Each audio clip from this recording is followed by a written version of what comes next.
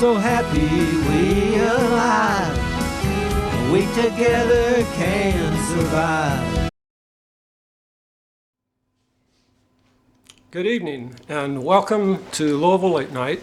I'm Patrick Moore, and this evening I'm honored again to have with us Anneliese and Susan Salamon, who are sharing with us stories of the Holocaust. Susan has the unusual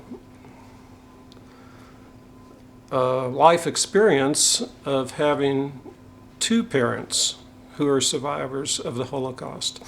And what I would like to do now is continue the conversation a little bit having to do with Susan's father and what Susan can remember when she was growing up over in Europe, and maybe fill in the pieces, and then we'll come back to Susan's mom and find out more.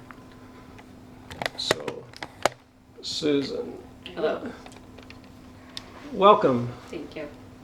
Your mother is a wonderful person, and we appreciate her sharing with us so much. You look like a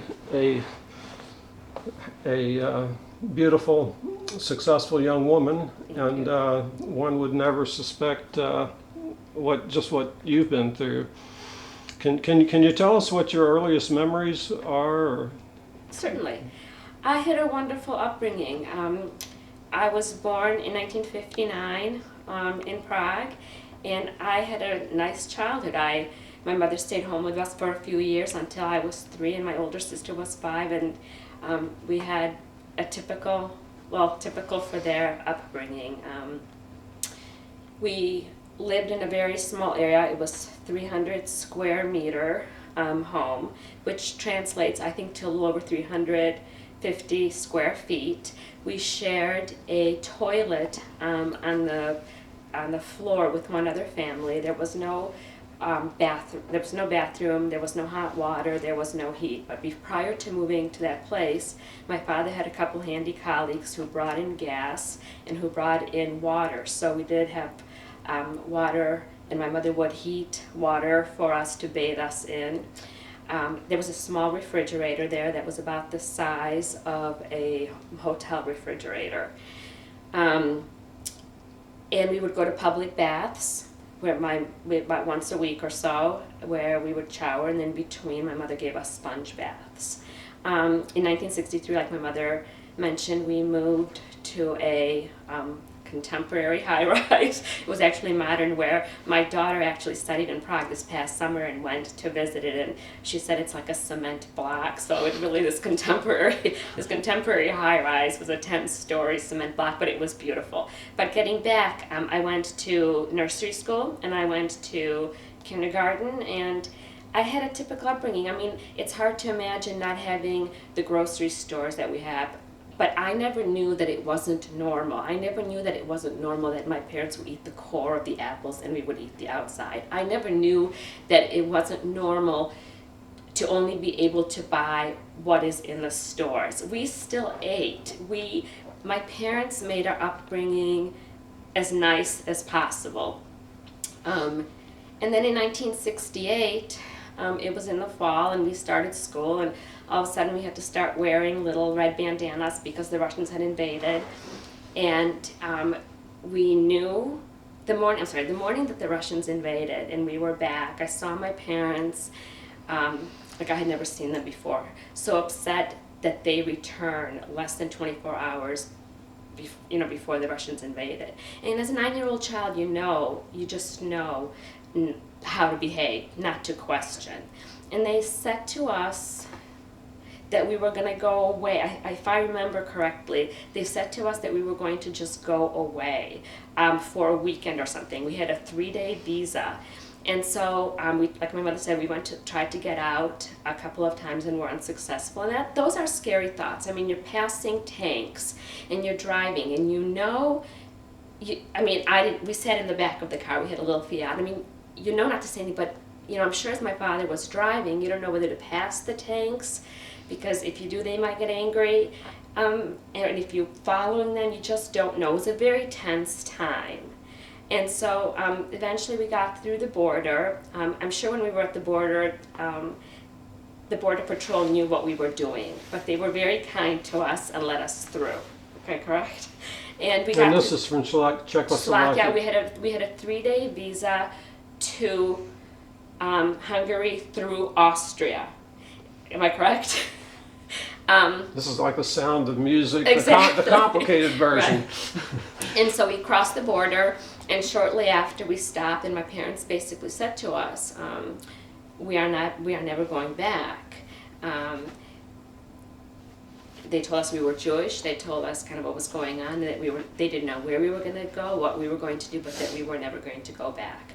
And we stayed in Austria for 3 months waiting to get papers here, and we stayed in a place where there was no heat. We heated with a gas oven, which was very tricky because you have to kind of balance how safe is that, warm versus gas. So I remember that. I remember coming to the United States after a long flight, and the people that picked us up at the airport after we had done all this traveling thought that it would be exciting to show us all the Christmas lights because it was in December. So here we are, not speaking a word of English, and they want to drive around Milwaukee showing us Christmas lights. And they put us up in it was like I think a 1-bedroom or 2-bedroom hotel, like a little suite, 1-bedroom suite, which was the nicest place we had ever lived in. And that's where we stayed. We were, at that time, it was in December 1968, and they said that we could live on $40 a week. And from that, we would go to the grocery store and try to feed us and try to clothe us. We didn't have anything. And so that's kind of how we began. Right away, it started being a teaching experience. My father spoke English, my mother did not, so we would walk down the street and my father would say, 1, 2, 3, 4, 5, 6, 7, 8, 9, 10. He would say Monday, Tuesday, Wednesday, Thursday, Friday. He just wanted us to be able to learn English and to go. And so we went to school. We started school. Those early memories were probably the most difficult because people kind of don't understand how you can add and subtract and how you look like a normal person, but you can't speak. And for a 9 and an 11-year-old kids, that's a really hard concept. So those were kind of tough days at the beginning, but we got through it. My parents were great examples, and they said, you have to learn English, you have to assimilate, you have to be educated, that's why we're here, so you have the opportunities, and this is what you have to do, and so that's what we did. My parents told us that they wanted us to have an education but a trade. So, because they saw that all the people that were successful were people that knew how to do something. So when I was in high school and I came home and I said I wanted to be a social worker, my parents said no. And I don't know what made me listen to them other than the fact that I was blessed with the best parents in the world. But I trusted what they said, and I know that they feel badly about that after, but I don't blame them for a moment because they saw that unless you had a trade or unless you knew how to do something, you might not be able to survive, and so that's what we did. My parents are amazing people. It seems like your parents are very pragmatic. Very. It's almost as if they don't have time for post-traumatic stress disorder. If anybody would have it, it seems like your mom and dad would, but Yeah. they sheltered you from all the emotional trauma of what they went through. You're absolutely right. My father would said in his journal that he wrote is that they were not normal times, that unless you lived it, unless you were there, you can't imagine. And my mother has said that under those circumstances, you do things that you never think possible of doing. Because I often say, I would have never survived. When my mother talked about working in the fields and stealing food for the people in the ghetto in her room, I would say, I would never steal a radish. I mean, I would be too afraid that I would get shot on the way back. And my parents always say that you do things that you don't think you're capable of. And so I think you're right. I don't know how they did it. I honestly don't. Can you share a little bit about your father's experience from his journal, or what you learned later on, or? My father, I think my mother would be the best at talking about the actual war years where he was. He was in labor camps. He actually was not in a concentration camp. He was in labor camps. And I don't know the natural progression. He was a little bit older. He was born in 1922, so he was a little bit older than my mother was. But you have to understand that this is nothing we ever talked about. I think that when I was growing up, it wasn't safe to talk about it with your children because when we still lived in Prague, they didn't want us to go. I talked a lot and they didn't want us to go and advertise it in school that we were #1 Jewish, that we had that background. It was just not a good idea. And then I think when we came to the United States, they probably felt that we had gone through enough, that they didn't want to tell us all this. I mean, we were still pretty young. So as time went on, it wasn't something we talked about. They would answer questions, but it wasn't a part of our life to dwell on the past. It was always about moving forward. It was always about how lucky and fortunate we are to live the life that we live. And it was hard to explain to the people that are still left behind there, that stayed there, that my parents lived in a beautiful house, we lived in a beautiful house, my sister lives in a beautiful house, that everybody who drives has a car, that these generations don't live together, that we have whatever we want to eat when we want to eat it. My mother still can get tears in her eyes. We go to the grocery store and there's food available. Yeah. You don't realize what a gift that is. Yeah. So, what about your husband, Anneliese? Let me see if she'll tell me about your dad a little bit and give you a break. He was exactly opposite of me. A very, very nice and kind person, quiet. Like when girls needed something from school, which he helped them. He helped me. He helped them because I was bringing from the hospital procedure how to make whatever, glucose, whatever was necessary.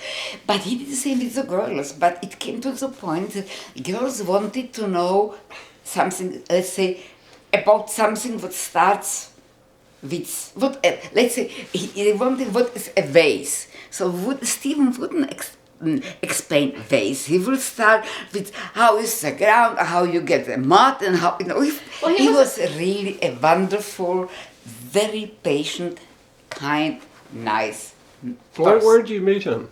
Where did you meet? In Prague. I went for a business trip and I had to go to learn a new methodology at the sugar plant.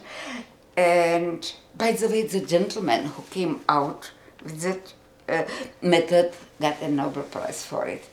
So it had to be in the early 50s. It was something how you get the quality of sugar made from the ash, whatever. I met him as a coincidence at my friend's house, and it was Sunday, and I was dating somebody else, and Stephen asked me, what are you going to do on Monday? I don't have classes. So I told him, he said, okay, I'll pick you up at 9 o'clock there, and I will show you around Prague. I said, I know Prague. I was here going to university, to college. I know Prague. Yeah. So he spent with me the day, even when he came to with me to the research institute. The professor knew him. And after that we walked, and so for the next 4 months he was starting to write. He knew I had a boyfriend. He was writing me letters. And I was answering him letters, I say 2 letters a week. Because there were no phones. Yeah, there were phones, but we had to go to post office and some people. When we had we moved in the condominium in 63 and then 68. We had a party line, but you know how it's difficult. That maybe from your parents' house you remember that. So and I met him in September, beginning of September, and by Christmas my aunt, I call them uncle and aunt, with whom I lived after the war, said, you are not going to date a strange person. I said, I'm not waiting him, I am writing a letter. No, we want to meet him. So I invited him to come for Christmas. And he came. And he asked if I can come for New Year to Prague. And they say yes. So I went to Prague for 7 days or for a long weekend. And at that time, basically, Stephen said, really, I like you, and I would like to date you, get rid of the boyfriend, and let's start dating. But our dating was, it was decided on New Year's weekend, and in September, in August we got married. But our dating consisted of letters, and each of us 1 in 6 weeks. So it was we saw each other for a weekend every 3 weeks. Once I traveled there, and then so we saw each other, and letters, and letters, and letters, and letters. We were planning to get married in December. It was end of my 5 years working for the plant. When he came in July, he had 2 days off, summer school or so, something happened, a very big misunderstanding between my uncle and Stephen. And Stephen said, that's it. We are going to get married. You have to finish your 5 more months, and you are getting out from here and out from that life here. So that happened. And then I got a permission. You couldn't move or be. You needed from the local government a paper. Mm-hmm. So Stephen arranged that I got a false paper that I can live. So I lived with him in the sublet. Worked. And we had friends from Yugoslavia. They ran away. And we took the beautiful apartment with everything. What now you will find here in the States. But they pushed us out and they moved. I was then pregnant. No, I had Eva. And then we moved to the little place where we lived. Steve was he was good. Very smart. He had not 1 left hand, he had 4 left hands, but his capacity of brain and knowledge and retaining, he spoke 5 languages. He really, not that he was my husband and her father, but he was really exceptional person. Yes. He was. And what was his experience with the Holocaust? Do you mind? During the war, being born in 1922, in 1943, all the Jewish boys from that town had to, under the German military, go in the Carpathian Mountains and build foxholes, and for military, all like for hiding, or even put a tank or a cannon or something like that.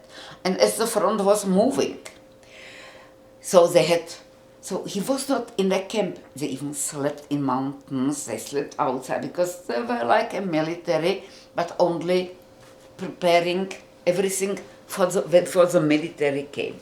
Basically foxholes and from cannons and for, let's say even something, we'll say like bunker for something bigger. And he was there working. And as the front was moving, he was captured by the Russians, which was in fall of 1944. Put in a Russian camp, with conditions I'm sure you read about, or how it was in the Russian camps, till he was able to prove that he's a Czechoslovakian Jew. After he was able to prove it, I think it took about 6 weeks, they moved him to a Czech military unit, which was fighting on the side of Russian. The head of the unit was General Svoboda, who then became a president of Czechoslovakia.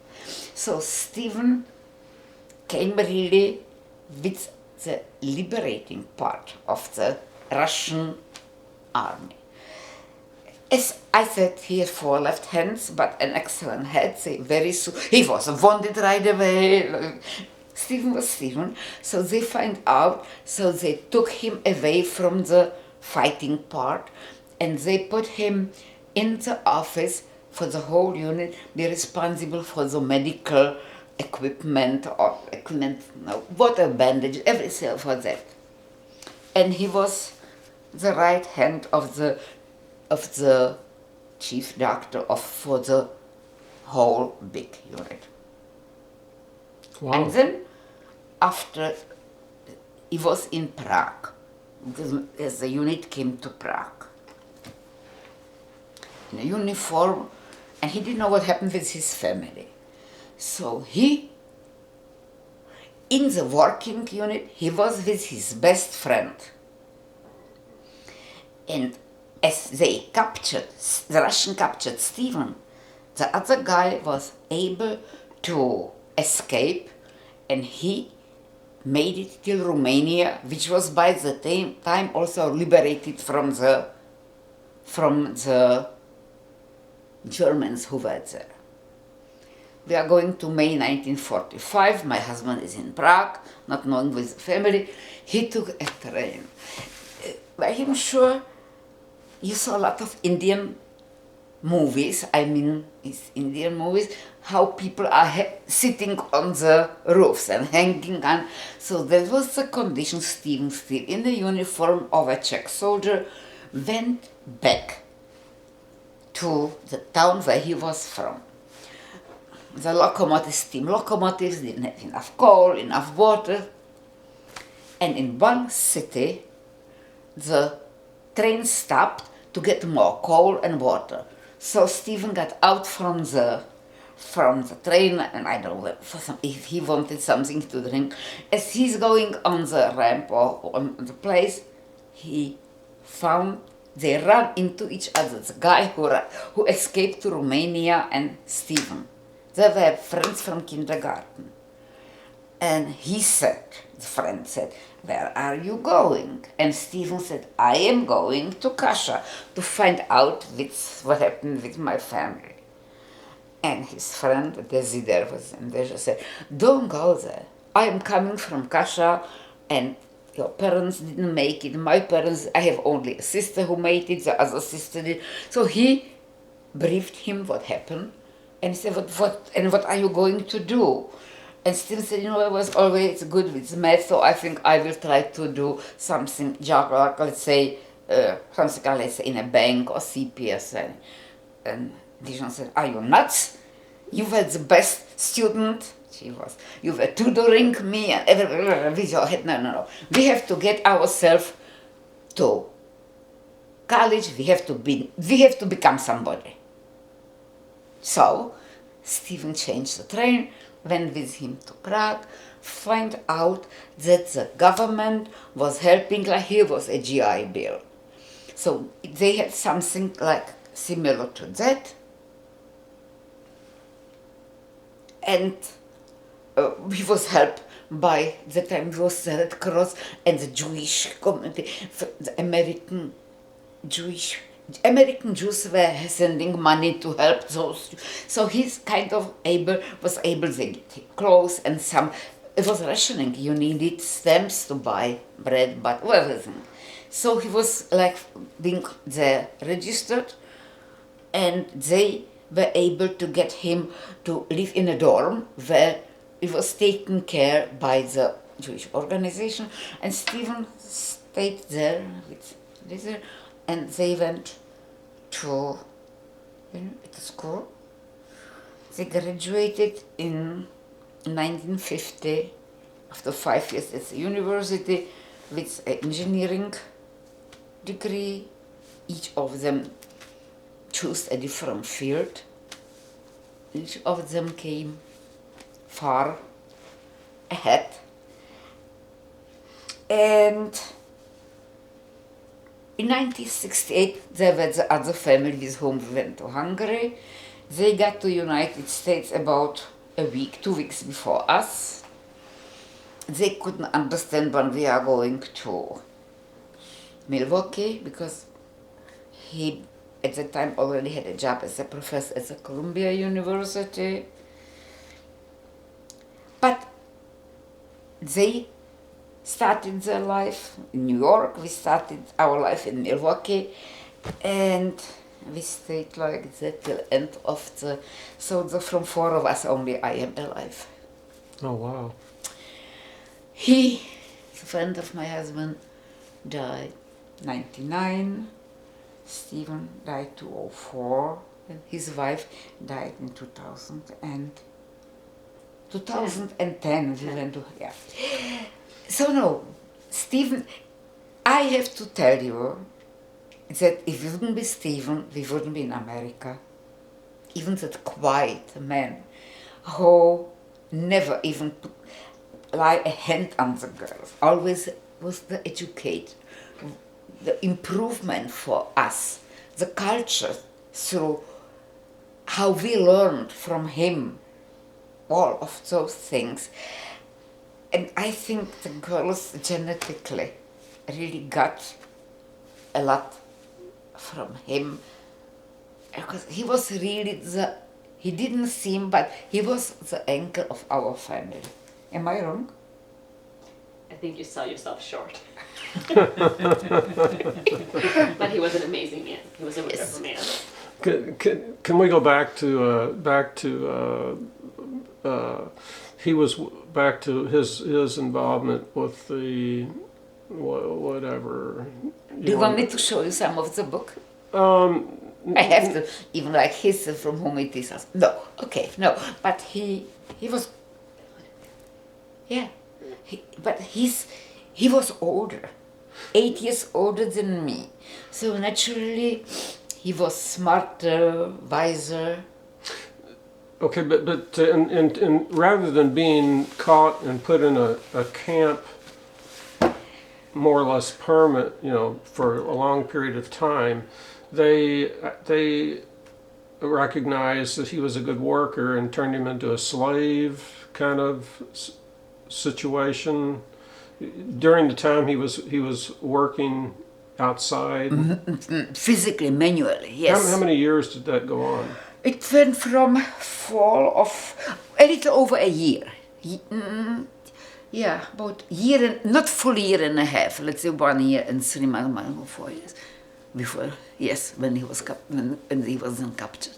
So up until that time, he was free, or he was hiding, or he graduated from high school because he could go in Slovakia. He graduated from high school in 1940. And as my brother learned the trade of being a gardener, he learned to be a dental technician. Like to learn crowns and bridges also. And he worked till fall of, end of summer 43 as a dental technician. I see. And then he was and they were kind of free, yes, because at the time Slovakia was part of Hungary, and as you remember, the Hungarians were allies of Germans. So for a long time, the life was for them not free, but not as limited as for Jews in the western part of Czechoslovakia. Eventually, the destiny of the Hungarian Jews was much worse than the destiny. Started later and was as bad, but somehow it was worse because there was not anything in between. There was not any holding camps.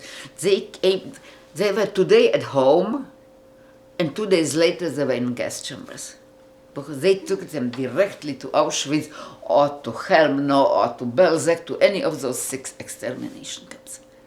Wow. The Hungarian Jews. So your husband was He was lucky that he was not at home anymore, that he was under the German military digging the foxholes and bunkers for the military. Yes. Wow. It's unbelievable when you start to go back how much luck. I am sure that people who are religious will never call it luck. He will whatever see it in it. But I call it luck. Not that I don't practice religion. But I am not religious, but we don't practice religion because I don't like the organized religion which became a business. Mm-hmm. And I believe in faith, and I hate the business which became from the moral support which we are supposed to get for belief. But it's a completely different job. Well, if you want to talk that's I am very sorry. interesting. No, that's very, very. I don't make a secret for me. We tried with Susan when I came here to go few times to a synagogue.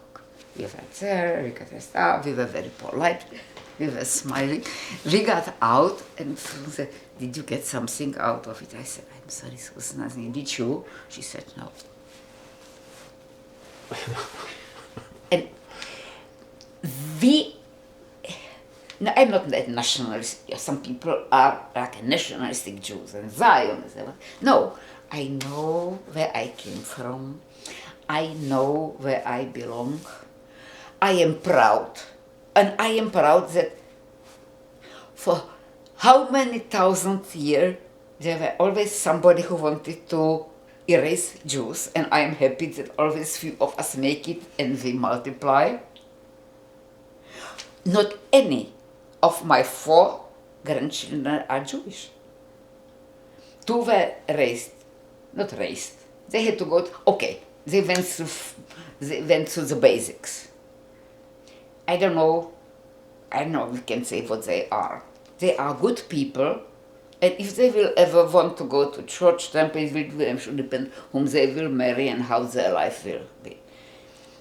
But I don't want to hear about that, because who can tell me where was God when the Holocaust was going on? Where is God for Darfur or for any of that? Or what with the Chinese, or where is Buddha? Where is, doesn't matter what name he or she has. But how can somebody who has a power let things happen which are happening? But it doesn't have anything to do with what you are here to come and to do. Well, not necessarily. That's a philosophy. Because everyone is wondering, that very question, and not only that, but something you said earlier is, about people, that saying truth is stranger than fiction. Your life experience is on the sinister aspect of it. The dark side of your history is something that I would not normally associate with reality unless unless I was reading a history book or someone was telling me. It's just like, how can you explain that these people were living in Poland in the 30s or whatever, and were friends and neighbors and so forth, and almost overnight, people come from the point of view that we're all part of society, we're civilized people. I mean, humans have been around for thousands of years, just almost overnight to where there's a super race or something, and these other people aren't people. They're less than human, and we can create this delusional concept that there's a final solution to all of our problems, is stealing all of these people's assets, killing them. It seems far-fetched that the people who are living back in the 30s, back when you were growing up, could allow this to happen. it's hard for me to understand. And you understand what's like, sorry, I don't want to question you, but do you understand what's going on? Isn't that a certain brainwashing in the world going on, if we take it politically or religiously? Look, like, let's go now with the Pope. I disagree that ex-Pope Benedict XVI had to apologize to the Muslims when he, in Regensburg, accused them to be military. I was asked very often, and I said the Muslim religion is, because the Christian go to a Communion? Huh? Oh, confession. confession. The Jews have autonomy. And we can go, what the Hindus are, what the Buddha, and the Muslim, if you are guilty, they will stone a woman or cut off your fingers also, and still there are millions of people, even nowadays, who are brainwashed. Look what Stalin was able to do. Yeah, that's mind-boggling also. Mao Zedong, and we are in the 20th century.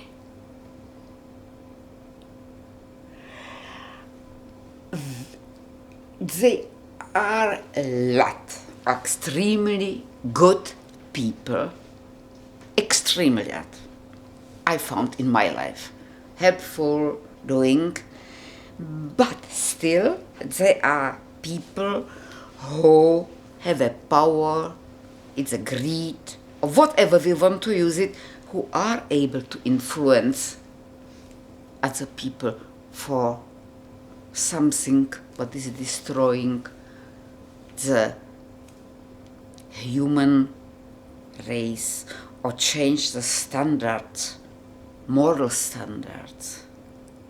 I don't know if it helps that you have your opinion, we all have is my age and yes experience, but I do only wonder how can people let somebody influence you to the point that you go blindly after something. Something else is you have to, like we had to. We had to, otherwise it was, even if you didn't believe, you did it. Because for survival, it's unbelievable what people will do to survive. But people are willing to do it not for a pure survival. They want to do it to better themselves. I don't know what is in it. But one lesson, if there's I'm sure there's many lessons from the Holocaust, but one lesson that people talk about from time to time is that by understanding the Holocaust, we as a human race can understand why these other genocides take place, like that there's a similarity of action. What happens? Somebody becomes a dictator or something, and then they say, like whatever, Kim Jong-un, North Korean guy, has everybody worshiping him as a god, and then he has these concentration camps, and this is all going on right here and now in today's world. It's not. I'm not suggesting that it's as bad as what you've been through by any means, but the same. It seems like the same thing. We need to get beyond this, but it destroys one's faith in human nature. That this can happen. Let me give you another example. It's like we hear in the news about somebody being captured. Let's say a young woman's captured and kept in a cellar by some perverted nut for 20 years or something, and is tortured and sexually abused and so forth, and then we find out about it. Well, what you lived through, it seems to me as if this bizarre situation that I just described happened on a grand, gigantic scale, and somehow somebody that was totally perverted, twisted, a hideous individual. And then this is calculated. This is not an this is not emotional, response. This is something that was thought through carefully, and anyway, and somehow he's able to sell this to the German people, who are supposed to be sophisticated, intellectual, scientific, cultured. And then not only the Germans, but basically all of Europe, and then on to the rest of the world. How do you have a positive attitude toward human nature? Or I don't. Somehow I don't understand how somebody can brainwash you. Me, the whole, with promising a better life, which the Nazis did, because they were, with the Versailles Treaty, they lost the war and they had to pay reparations. They were not allowed to military, everything. And here he comes, and Hitler, he really came, and he said, like everybody, when something happens to you, don't you like to blame somebody for it? But how is your attitude through going through everything that you've gone through? How are you the person that you are? I don't think that I don't see myself how you see me. I see myself as a person who, yes, survived a destruction and don't want that to happen first to me anymore, then to my children, to my grandchildren. So I am doing whatever I am doing to make up to make the good for somebody's doing bad.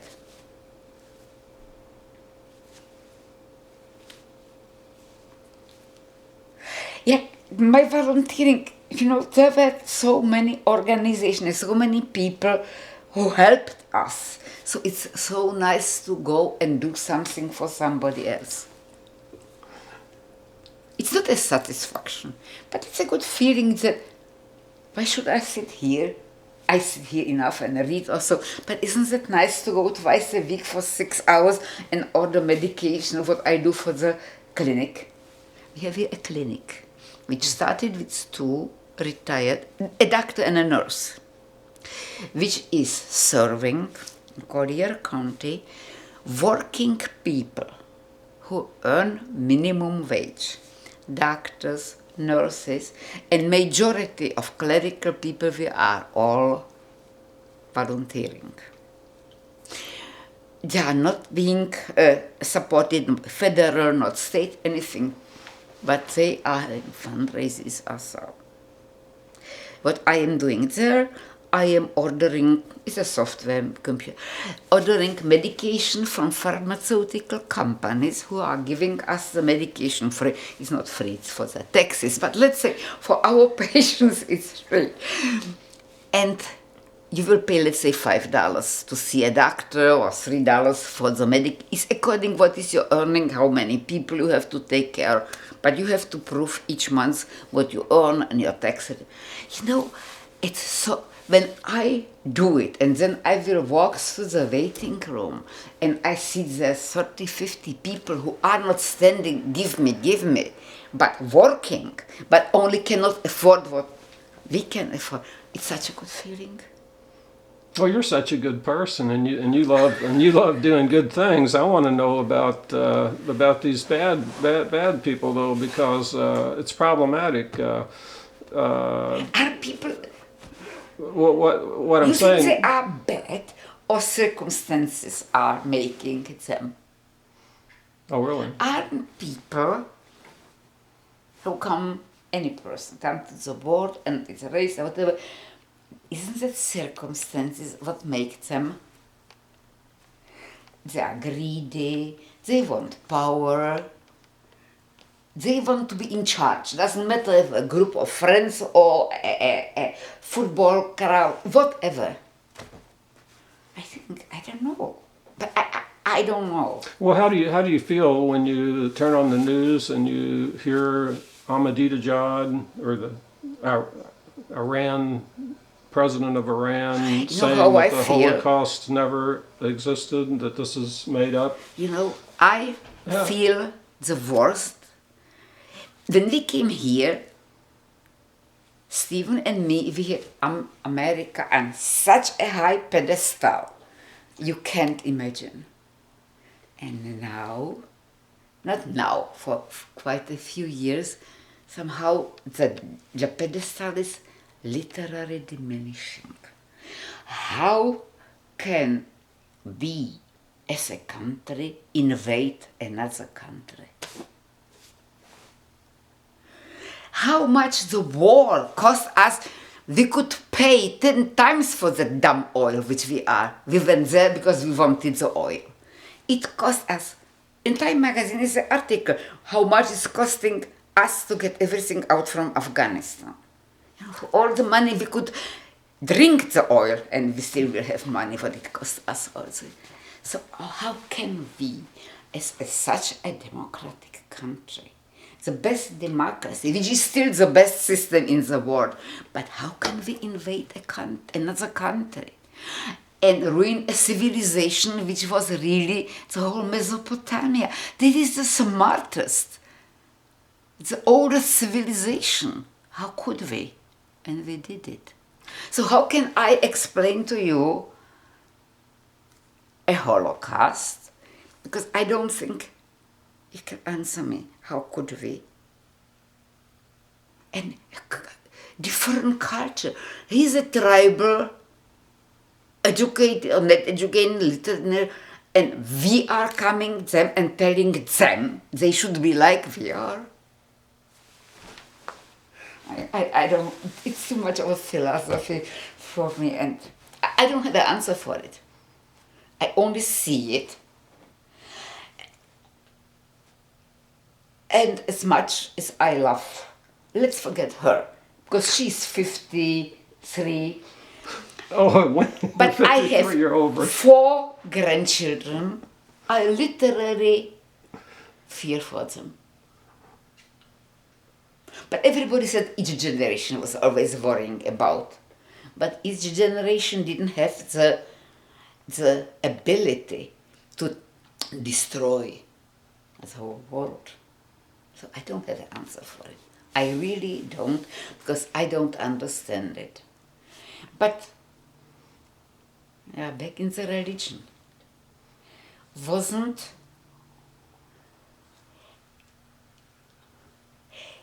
no, it's not century, maybe wasn't in whatever country, wasn't the church, doesn't matter which one, able to influence and direct people to do everything what they were doing, good or bad? Yes, right. What's the difference between the communism and Nazism? Okay, church didn't want to eliminate other people. No. Here and there were wars, you know, and we can go backwards.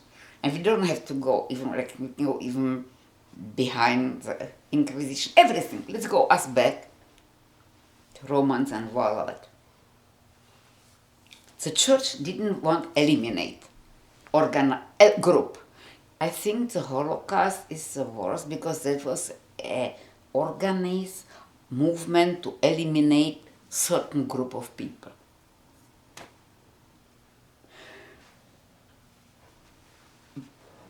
It's more surprising how Hitler, and it was him, was able to get a group, the people, the basic the core of the Nazi party together and agreed and did it with him. That is, for me, mind-boggling.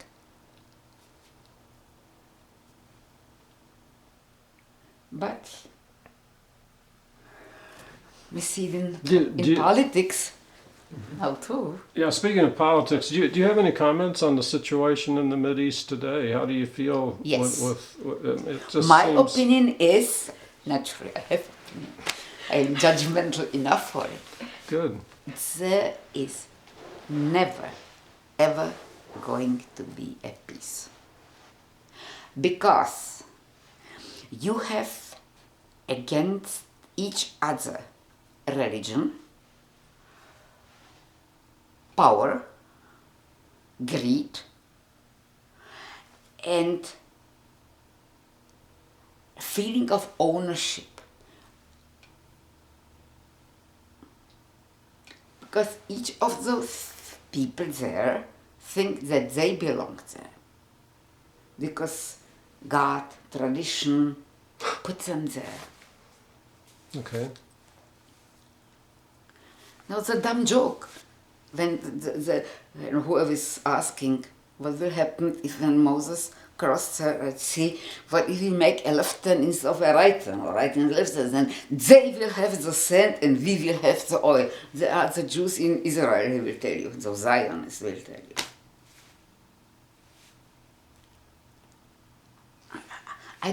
I cannot see peace there. How? The Arab countries, they started with Nasser and the Suez. Right, I'm sorry, I should go to those things. No, we are speaking about 50s. That was a luck. For the Jews in Israel is a luck. The Arab countries cannot unite. My God, that will be a disaster for them if they will unite. But they don't. All of them let the, now we call them Palestinians, to happen what happened. They got their land, and they got the whole Jordan. In 48, after Great Britain gave up the colonies, and it was divided. Jordan didn't want those Palestinians. Saudi, nobody.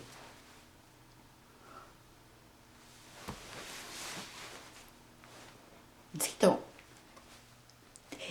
Does any? They have a problem in Gaza. Poor, they don't have them. Is any of the other Arab countries helping those 10,000, 20,000? Just the opposite. They are sending from Iran weapons.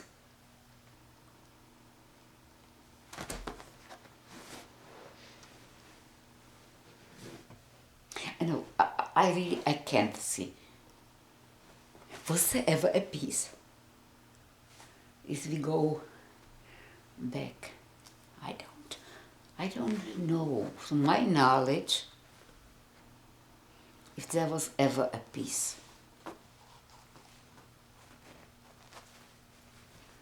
Everybody's the Holy Land, but I don't know. I don't know. This is a little too much for my brain to solve it. I can see it, and I'm judgmental, and talk about it. If I will have the power, I don't know what I will do, how can you make? Yes, we said, we could make Stalin completely close the country, as the people didn't know anything better. Like what you said, I didn't know anything better. The Nazis were able to control with a terror and fear. But what should we do in Middle East?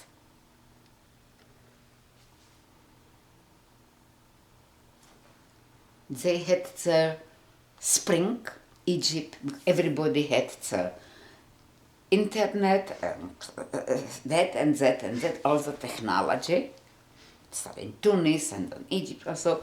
But they are, I think, even in worse situations as before. because nobody from the whole world is willing to invest in those countries and help them build society, industry, agriculture, something that they can. Like from where it is saying that you can. It's not enough to bring a horse to the Water. You have to, and that's exactly what's going on there. That's my opinion. I don't know. So it's frustrating for you too. Very much. Very much. I heard from Susan how much you traveled all over the world. I don't know if you were in Israel. If not that I am a Jew. Doesn't matter what country. Let's call it whatever.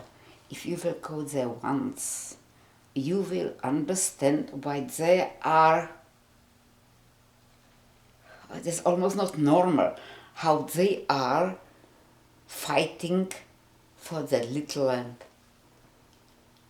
You have to go there and to see it, how they are surrounded by enemies.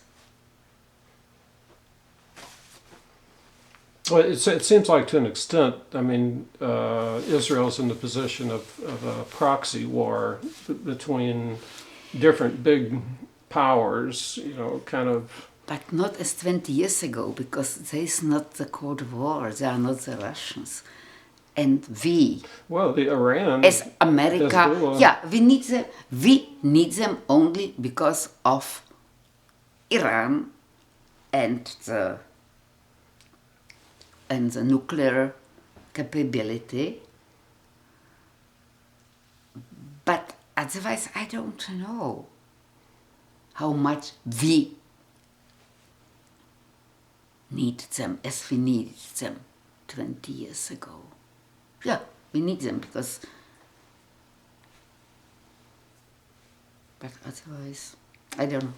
I really don't know. Let me ask you this, and you've probably talked to more Holocaust survivors than most people, and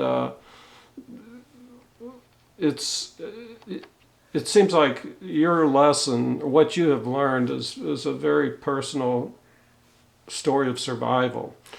But is there any consensus of opinion among survivors as to what this whole thing meant, what its impact is? Do you guys ever get together and talk? We do, but you have survivors who came to United States between 46 and 48 or 50. And you have few survivors who came here in the 60s or like Russian even later. And we each have completely different outlook on it. And the life after Holocaust. And are grateful to this country for different things. It comes to materialistic thing, not too much to the... It is different. Plus, it depends very much, if you are speaking to somebody who is to the right or who is to the left, each of them will tell you differently. Yeah. I was asked, but quite a fool. I am very much involved in social club movement woman. Do you know how many times I was asked, why do the Jews always, when the election comes, why they are always voting for Democrats?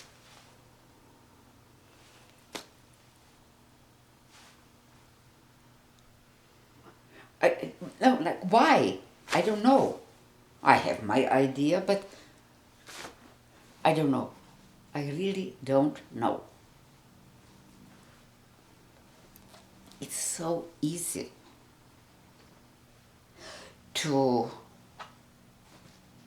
be smart if you are able to say free what you want to say, or free mentally and physically, whatever it is. And everybody has their reasons. They might be right or wrong, I don't know.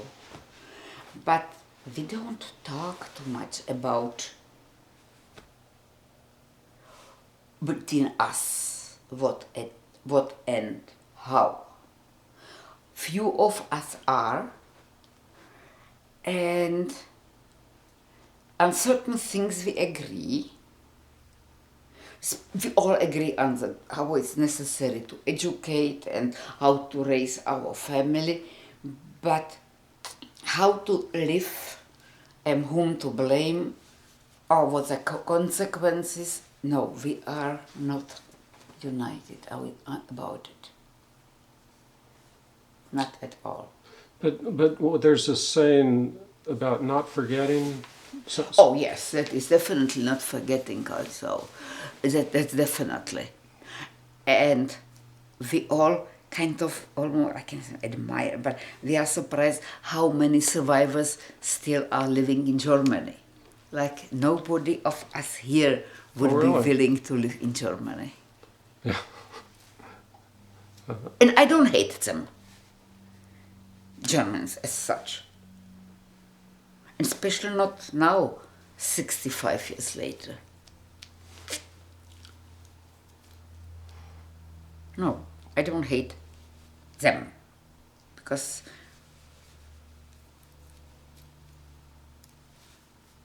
but I couldn't live there.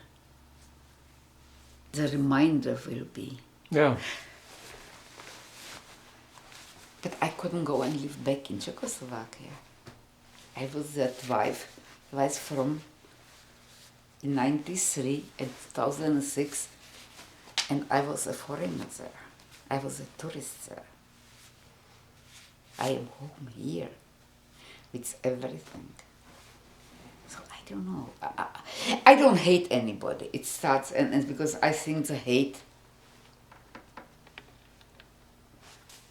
Do you hate somebody? No, I do not. No, I do not.